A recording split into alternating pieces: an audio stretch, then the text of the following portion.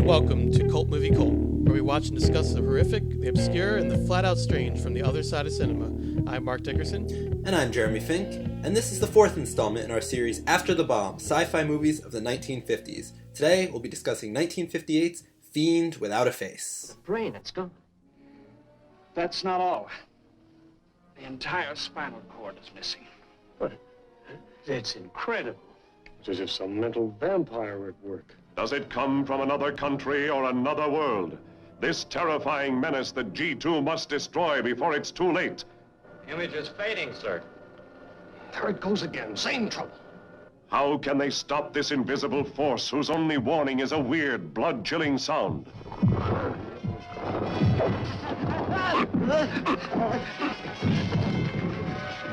Only two people still alive can help this agent find the answers. The girl who could be a spy, and the scientist who could be the destroyer of the entire human race. We're facing a new form of life that nobody understands. I believe it feeds on the radiation from your atomic plants, and that it's evil. Fiend Without a Face is a British 1958 sci-fi horror film directed by Arthur Crabtree and released by MGM. It tells the story of a mysterious death at the hand of a mentally created invisible life form that feeds on atomic power and then steals human brains and spinal columns to use as bodies in order to multiply its numbers. So, pretty conventional plot there, right? Yeah. Pretty run-of-the-mill. Run-of-the-mill, yeah. By the numbers. Yeah. So I had never seen this one before. Jeremy, did you see this one, or I had seen this one a while ago. It's probably been a good 4 or 5 years. Yeah, you actually recommended this one, Mm-hmm. And when you brought this one up to me when we were talking about different ones to do for the series, this kind of came up. It was sort of last minute. We were trying to figure out what our final 5 would be, and I just looked up the plot and I was like, that sounds perfect. Yeah, and also it seemed like a perfect and kind of genius, low-budget solution to making a monster movie, because the monsters are invisible. I just found that very, very kind of charming, and but although we'll get into this, but eventually in the movie, you do see something, and it is a hell of a something, and we'll talk about that. Shocking. Yeah, it really, like, I kind of knew it was coming, but when it did, it was like, wow. Yeah. And earlier in the series, we've dealt with monsters who have very little actual screen time, but I thought this actually took it to another level. I thought not only do we eventually see these monsters, but we see a lot of them, actually, like way more than I thought we would. Especially for another runtime that's pretty short. This movie is 1 hour and 14 minutes. Which, compared to some of these other 50s sci-fi movies, is like, is behemothly long, but compared to most movies in general, we've seen. Well, the last one, Attack of the 50-Foot Woman, that was 1 hour and 5 minutes, I believe. Yeah. So. The first couple we talked about were average normal, hour and a half. Yeah. Mm-hmm. So this is kind of in the middle there. Yeah. But I felt like it was a good length for this. Probably just the right amount, because it doesn't really overstay its welcome, but and it has like I said, plenty of thrilling moments throughout and a lot of special effects we'll get into. And this movie also seems to be pretty well revered, part of the Criterion Collection. Yeah, which was surprising. Yeah. Yeah, it was surprising. I didn't realize that at first. But we were discussing before we started recording why that might be. Why this is maybe held in a higher regard. I mean, also Godzilla obviously is in the Criterion Collection, and that makes sense because it's very culturally and historically significant. And also not a B movie in the same way some of these other films. Yeah, we've I mean, I would call this movie straight up B material. Yeah. Oh yeah. But the material is a little elevated. I would say it's a little more abstract than a lot of other monster movies. It's more psychological, I guess you could say. Yeah. It's dealing with things that are a little more hypothetical, or like there's almost a philosophy behind it. So I found that pretty interesting, and maybe it's that little bit different take and a little more high concept. Maybe that's why it's in the Criterion Collection, or why it's so highly regarded. It is quite different than any of the other monster movies that I've seen, at least. Although certainly still a B movie. I'm looking at the poster here. I have it pulled up online, which I'm looking at it too. And then the tagline is "New Horrors, Mad Science." What is that word? I can't even read it because Spawns, Evil Friends, Evil Fiends. Evil Fiends, yes. Not friends. Yeah, they maybe should have thrown a little bit more of a drop shadow on those words. Yeah, Spawn's Evil Friends. That's interesting. That's a different movie. But yeah, and then the picture on the poster of the girl wrapped in the towel, and it definitely was advertised as schlock, but I think something about it has this kind of elevated. We as we noted before, it is a British movie, so I think that there is almost kind of an intangible European quality to it. This doesn't feel like American schlock. It feels just a little more ideological. Not quite. Not that some of the American schlock movies don't have ideas mixed in, but it kind of feels like the ideas mixed into this one were maybe a little bit more intentionally there. Mm-hmm.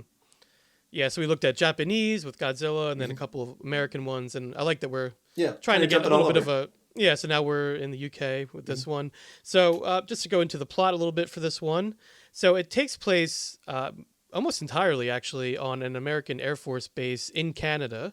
So even though it's a UK production, it's American Air Force base in Canada. And it starts with a soldier taking a smoke break, and he hears something, which may be footsteps or something... much like the giant ants in Them. It was a sound unlike anything that you can really place or anything that I've really heard of. And I was at this point I was like, I love this already. Like I was already into it. And then he hears a scream and finds another soldier laying dead. And that's when the titles come on screen. And again, just phenomenal titles in all these movies. All of them, really, especially this was one of my favorites for sure. Yeah, this was a great one. Crazy looking title. Any graphic designer listeners out there, definitely worth looking at all of these movies for just their titles alone. You don't even have to get through every single one. Just watch the first 2 minutes and see this beautiful title design work. For sure, yeah. And then so it comes out kind of out of nowhere, but I like that it was like a stinger on the end of that opening scene, and then from there we go into the officials on the base who are looking into what happened, and eventually, because not a spoiler because of what the series is, they assume that it's caused by radiation, and the radiation is from the base, correct, or is it immediately like right outside the base, or I believe from the actual base? It's a little vague. It seemed like it was something having to do with the communication between the base and the planes, or something. It wasn't totally clear where the radiation was coming from. Again, a little more abstract, this one. So, and then so eventually, the main characters we meet with the colonel and Barbara Grissel, and I guess her brother was the one who was killed in that first scene. And so she works for the Professor Walgate. I'm assuming she's kind of following him around the entire movie. And he's a retired scientist living near the base. So I'm not sure why I'm not really, maybe I missed something about why she was with him so much, but anyway, in any regard, she is with him, and so that's how we meet Barbara and Professor Walgate, and of course the main character who's Major Cummings, played by Marshall Thompson, Jeff Cummings, and so he's our main hero, I guess you'd call it, and kind of the one looking into everything, So there's a U.S. Air Force Interceptor Command experimental station, I guess is what it is, number 6. It's a long-range radar installation, and that's located where they are in Canada. And so there's these unexplained deaths that start to occur, and the Major is looking into everything, and eventually, it actually starts to happen off the base. There's an older couple on a farm just outside the base, and they are attacked in a scene. And now at this point, we still don't see, we talked about monsters being off screen and creatures being off screen and things like that. This movie takes it a step further, where the monsters are actually invisible in the beginning. We don't see anything. You just see little things like a bucket will get tipped over, and you'll see footsteps maybe in certain ground areas and things like that. But that's all you see. And I found this effect pretty I thought creepy and kind of cool, actually, like an Invisible Man type thing, which I don't know exactly if this was done for budgetary reasons or not, but if it was, it was kind of genius. And even if it wasn't, it's still interesting. It's very effective. It's totally believable. The way that they did it, it's just subtle enough, where you can really pick up on it. You can really kind of tell what's happening, but it's not so heavy handed. They're not really like showing off the effect. They're kind of using it in a very focused, practical way, and for me, it worked really well. Yeah, it was exactly the right amount of that type of stuff, because you could go overboard with that kind of thing and have things flying around and but it was actually done pretty tastefully, I thought, and very restrained. So this older couple on a farm is killed, and that's when things really start to ramp up, and the resident medical professional, Dr. Warren, does an autopsy, and this reveals that both the brain and the spinal cord of the victims have been sucked out of them, quote unquote, sucked out of them, and also quote unquote mental vampire. This is what they deduce. I really love that term, mental vampire. Never heard that before. And I also like there being some sort of supernatural explanation, kind of. This is a little different, I think, to what we've seen so far. It's not just there's some kind of radiation going on. It's a little bit, There's something else. There's something else, yeah. And they can't quite put their finger on it because it's not exactly physical, what's happening. So we go on from there, and eventually Major Cummings is doing some snooping around in Professor Walgate's office, and he finds this book, which I don't know, I found it kind of funny. Like, I actually laughed when I saw it for some reason. But the book's just called The Principles of Thought Control by Professor R.E. Walgate. It's just like right there on the cover. And it's like, okay. Oh. And then there's some great punching action as he's confronted by Miss Grizel's boyfriend. Yeah. Wonderful punching, really. Gibbons. Yeah, some good punching. His name's Gibbons. And so they get into a little tussle there. And eventually her boyfriend leads a posse to hunt down whomever or whatever is murdering people. And we have another talk with the professor later on, and we find out that while Major Cummings was suspicious of him, he's not completely at fault here. He didn't really cause this intentionally, but the long and the short of it is that he created a situation, an accident pretty much, where this was able to occur, where these beings were able to take form, or not take form, I guess, but it come into being. They became separate of the experiment. Of the experiment, right. And this is due to radiation. The professor believes that there may be a link to the radar or radiation on the base, and these creatures that have come into being.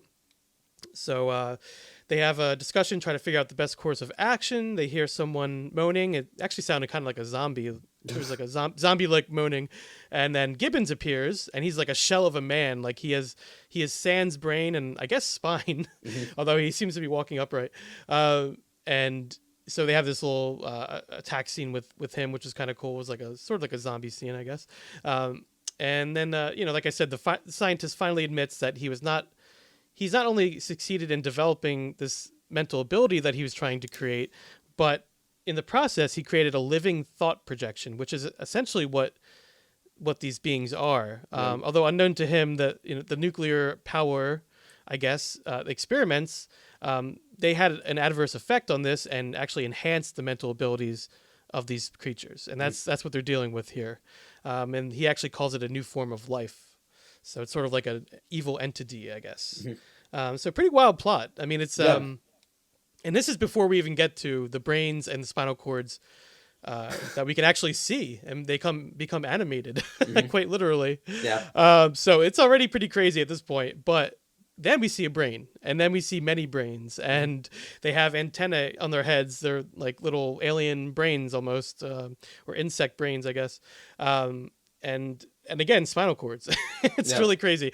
So, and they're in these trees, and they start crawling down the trees, kind of snake-like or caterpillar-like, and they start to become physical as they get more powerful. It's like they start to come into being, and it was pretty disturbing and pretty cool. I thought. Yeah, it's a pretty freaky effect. As we mentioned before, the effects in this movie are really, really strong for this era. And it amps up here because now they have the stop animation, which, Yeah. not every movie at this time was able to have that because they couldn't afford it. So Yeah. they had some budget they were working with here, I guess. Or Well, and even the ones that could wouldn't necessarily do it this well.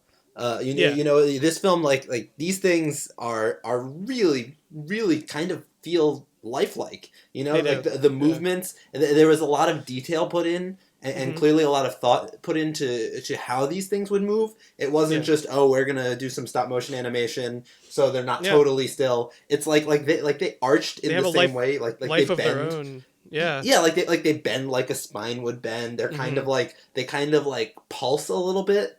The brains it kind of feels like the brain waves or whatever. It's like they're expanding and contracting. It's not just simple motion for the sake of it's alive. It really feels like almost like the people who did the stop motion animation observed maybe caterpillars, like you mentioned, or kind of a combination of a few animals, really looking at naturalistic movement and did a pretty unbelievable job. The other thing that I noticed too that was really cool with the stop motion animation is that I think I'm not totally sure how they achieved the effect. I'm thinking maybe it was some kind of split screen where the split was hidden. But for example, when the brains are in the trees, there's one point where there are leaves falling next to the fiends, for lack of a better term, and the leaves are falling totally naturalistically. They're not animated. So it really gave this feeling of realism because it felt like they were moving and interacting in a real space. You didn't see like the normal kind of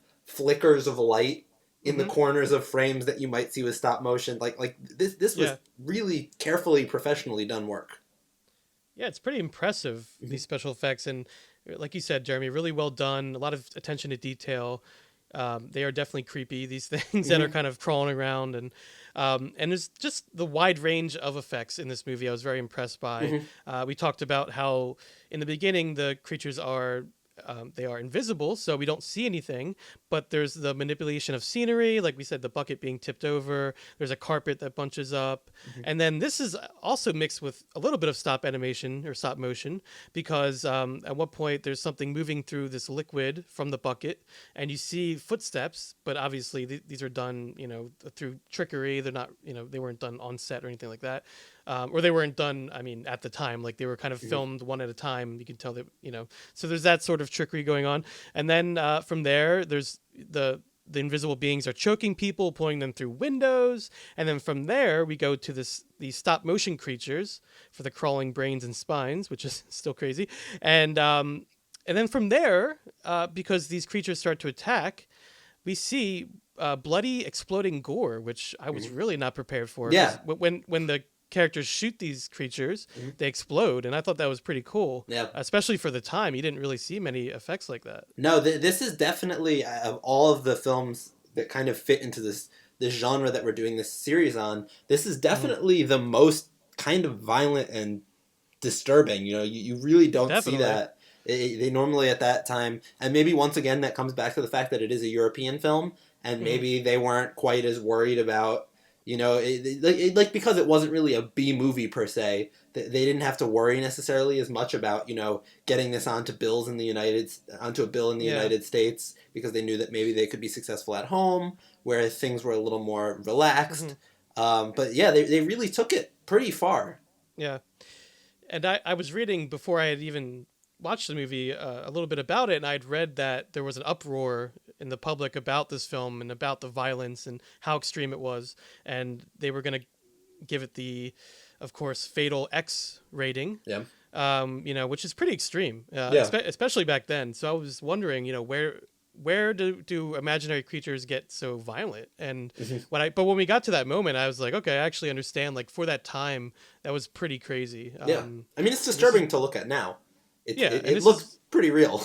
It does, yeah. It's really well done, and this is before we had gotten to Night of the Living Dead and those types of movies where we were starting to get more used to seeing these kinds of effects. So, so I thought that was pretty ballsy, pretty creative too.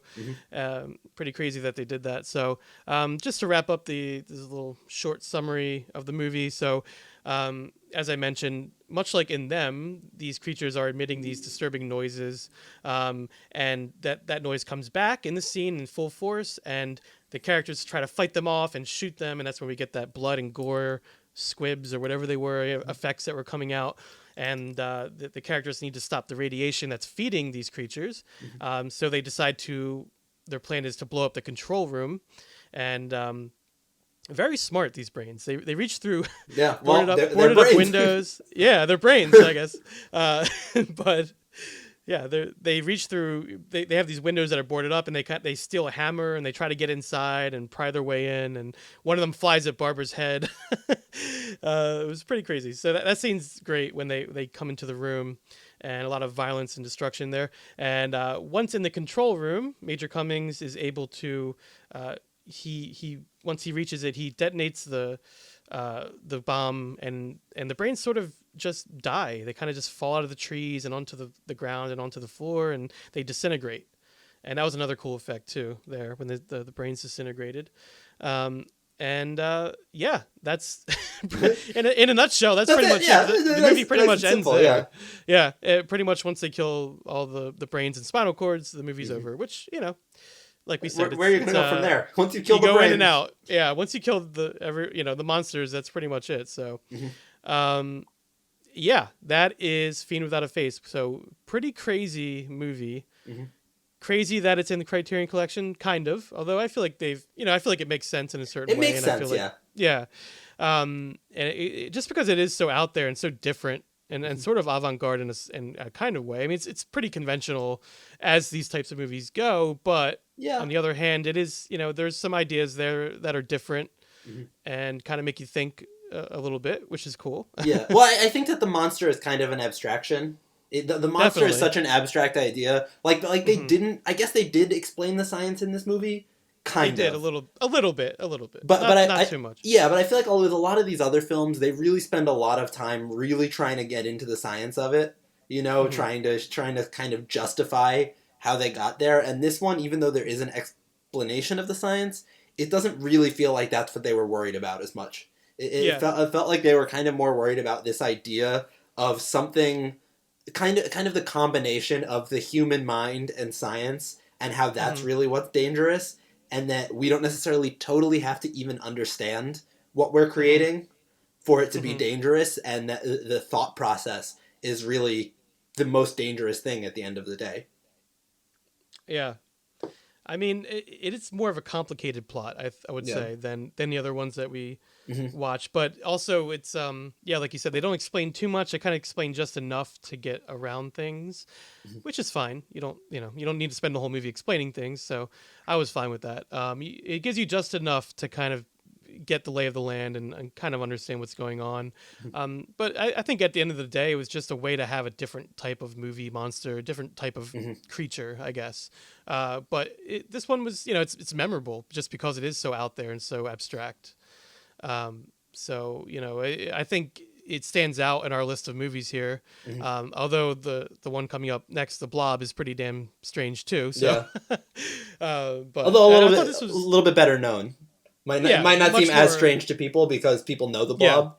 Exactly. But this one, there's just something about, right. And there's just something about a brain and a spinal cord that it's so unnatural to see that moving around on its own without any skin over it. It's kind of cringy and it's something. Yeah. It almost made me think of, I don't know, Mark, have you seen the movie Akira? Yeah. It almost made me think of like this is kind of body horror, kind of like early body horror, but different than your normal body horror, because normal body horror, the horror involves some body. It involves an individual and something happening to their body. Yeah. Whereas this one, I mean, I guess the idea of someone having their brain and spinal cord sucked out is something happening to somebody, but we're not seeing the process. It's not something that kind of happens over time where there's like a slow change. It kind of happens so quick that like the people don't even, we see them kind of, grimace or whatever, but it seems like they die so fast that it's almost like they don't even know what hit them. And the horror is the body existing, parts of the body existing without a body, Yeah. Which is a pretty, even now, a pretty surprising take on the body horror genre. It's funny when you say the word body horror, you can't hear that without thinking of Cronenberg, the Yeah, director, Cronenberg. Yeah. David Cronenberg. But you're right, Jeremy. I mean, this is so much. While his movies deal with so many horrific images, nothing like this, though. I mean, this is totally in its own element, I would say, because it's, like you said, it doesn't actually involve a body or skin or anything like that. It just involves the inside, which is really interesting. Yeah. And kind of fascinating. So yeah, I mean, I would definitely take if you haven't already watched this, definitely check it out. I would say it gets a pretty big recommendation from us, and I'm really glad you recommended this too, Jeremy, for the series, because I may have come across it at some point, but I'm glad I watched it when I did. Yeah, it's kind of one of those movies that kind of is known only by people who are pretty into this kind of movie. It's not the kind of thing that you're going to come across a video essay on necessarily. There might be one out there. I can't say that confidently, but most likely it's not the kind of thing that's like studied all the time. It's not the kind of movie that really gets talked about a lot. But it does seem like it's kind of a weird outlier in this genre that is so famous and produced some movies and so much kind of parody. It just finds this really interesting place. One thing I would note, though, the movie that kept popping into my mind, and interestingly, I didn't even really see it the first time, but this time watching it again, I kept thinking about the movie Eraserhead, which, and I feel like there's this weird pattern, I don't even want to say pattern, but just on this podcast here, where I feel like every time we do a series, I start to see where David Lynch comes from a little bit.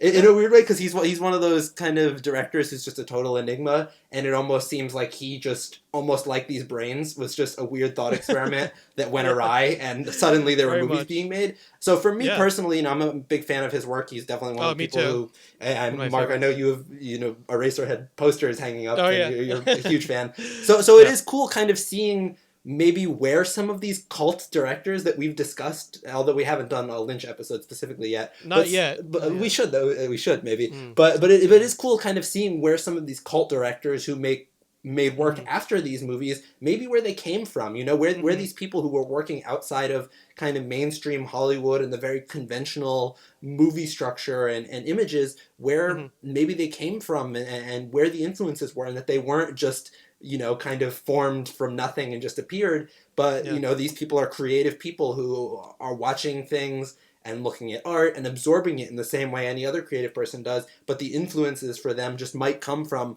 kind of more specific and surprising places than your average, not that I want to say any director is average, but you're more kind of standard film director. Yeah, David Lynch, especially if you look at a lot of his work, there's sort of that 50s pastiche, or a lot of elements of his movies kind of harken back to a simpler time, or back, I would say even particularly back to the 50s. The 50s for sure, yeah. Yeah, he has that sort of aesthetic for a lot of his films, a lot of his work. So I can definitely see what you're referring to with that. Particularly, there's one scene in Eraserhead which is really famous, known as the Lady in the Radiator scene, which for any of our listeners who have not seen Eraserhead, if you're a cult movie fan, I highly recommend checking out that film. Watch it now. It's kind of might be the quintessential cult film in a weird way. I think of it as that. Yeah. But there is one scene in that film where this one character who I would call a woman, but she's kind of also I'm not going to even try to explain Lynch, but there's one scene in particular that uses a very similar kind of imagery, and has a very, the best word I can think of is, has very similar textures to this movie. Very similar textures, which is exciting because you really can kind of see a through line being built. Well, also just how we describe those creatures, the brain and spinal cord, the way it crawls and kind of ekes along the floor. Yeah, it did remind me of something out of Eraserhead, like the baby, the creature, in that film. And there are some effects in that film that are kind of, there is a little bit of stop motion and things like that. Not too much, but just a little bit. But it's there, and it is there, and I can totally see what you're referring to. And I think Lynch probably was pretty impressionable at this time, and he was younger, and I'm sure watching these movies, and it was probably making his mind do all kinds of crazy things. Like he probably came up with so many ideas at that time, or maybe if he's even not even conscious of it, now thinking back, or when he made these other films, looking back, he probably was somehow drawing on these types of images. And yeah, I mean, I'm sure we'll talk about it a lot on this show. I'm sure it'll come up a decent amount. But if you haven't seen Eraserhead, definitely turn the lights down. Go, maybe by yourself. It's not for everyone. Yeah. But just take a look at it. I mean, if you're into these other movies, you'll probably be into that one. Particularly if you're into these 1950s movies. If you haven't seen Eraserhead, it has that kind of vibe. It has that. But also, vibe. It's just its own thing. It's 70s experimental, avant-garde craziness. So it's something. It's one of my favorites. So I'm sure we'll talk about it on the show at some point in depth, because other than that, it's going to get brought up a lot probably. But so that's a good comparison to make, I would say. But other than that, I mean, not too much else to say. Like we said, these shorter movies, sometimes there's not quite as much to dive into, but I think we talked about the main things, the important things about this film. And did you have anything else you wanted to bring up about this one? Nothing specific, just maybe some kind of favorite moments for me. Yeah. And I think this is what a lot of people kind of take away from this one. Is obviously the big scene at the end when they're kind of fighting these brains and spinal cords. Yeah, that was phenomenal. Yeah, it's just so cool. Like it's so and especially I think there's this thing, now I think more than ever, as we're getting into streaming being kind of the main way people watch their movies. And Mark and I were talking in a recent episode, but as we're recording this, we're kind of still in the midst of the coronavirus quarantining, so aren't people going out to the movies right now. People are watching movies at home. And as that happens more and more, it becomes this complicated thing where the way that film history is defined is in a transitional period right now, because all of a sudden going from this thing where we maybe have repertory theaters playing these movies constantly, all of a sudden we're looking at an undefined period of time right now where the only way people are getting their films is from streaming services and other things on the internet and television. So it does feel important to kind of look at these kind of offbeat movies that maybe could slip through the cracks. Yeah. Maybe look back a little bit, to maybe eras that you wouldn't normally dive into. So it's just a cool experience, just watching this kind of movie that has this weird place. To see a scene like that, like an action scene with all this gore in a movie that early, something that I didn't expect at all. And I could totally see why this movie is notorious for, having kind of being a little more out there. And I thought it was great. And like I said, it goes on for a little bit too. It's not a very quick scene like I thought it would be. I thought there'd be maybe one gunshot, one explosion of gore, and that was it. But there's a few of those, and it goes on for a little bit. So it's really cool. You can tell the filmmakers were really relishing in these effects and really kind of going full force with it. So I appreciated that and thought it was really cool.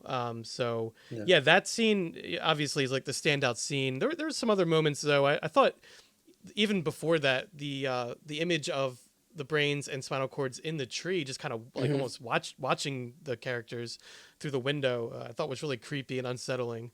Definitely very Lynchian there. Something very Lynchian about that. Very eerie. So that definitely stood out. That image was when I saw that, I just kind of took me back a little bit. So that was really cool. And just those early scenes, like we mentioned, with the invisible creatures as well. The one guy gets sucked out the window and things like that. So there's some cool stuff going on there as well.